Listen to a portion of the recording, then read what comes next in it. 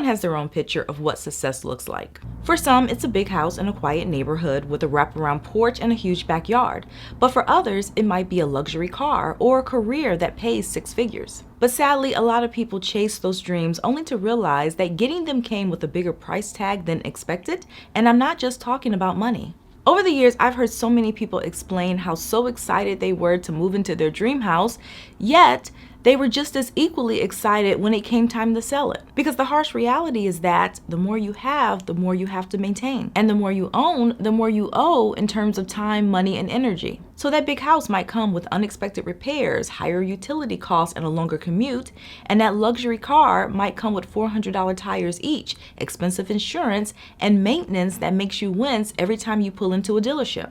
And one thing that some people don't realize is that once your lifestyle demands a certain income, that means that you're locked into maintaining that income. So you might not have the same flexibility to take a pay cut, to switch careers, or to take a lot of time off. Because the higher bills don't stop just because you're tired and burnt out. And they definitely don't stop just because you're no longer happy. Some people feel that buying another person's version of success will help them feel more successful, but it doesn't always play out that way.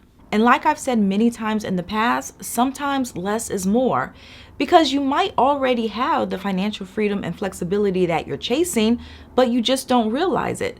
Because by keeping your life simple and your expenses low, this can give you options and peace that others are still working toward. But the moment you start upgrading to feel more successful or to project a certain image, you might give up some of that freedom and flexibility, and it's not until later that you realize just how good you had it before. So before you buy into that dream life or think that something nicer is automatically going to be better, talk to people who are already living it. So if you know someone who's bought the house, they've made the moves, and they're living the lifestyle that you want, sit down and ask them, what is it really like and was it worth it? And if there isn't anyone in your inner circle that you can talk to, check out a few forums, because you might be surprised with how candid people are about this topic. And here are 3 important questions that you want to ask. First, if you had to do it all over again, would you make the same decision?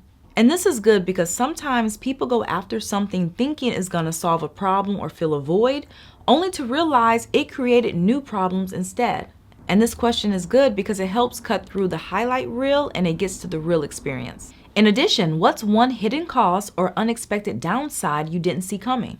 Most regrets don't come from the upfront price. They often come from the stuff that nobody warned you about. And this could be the emotional toll, the maintenance, the stress, or even the lifestyle pressure that comes after the purchase.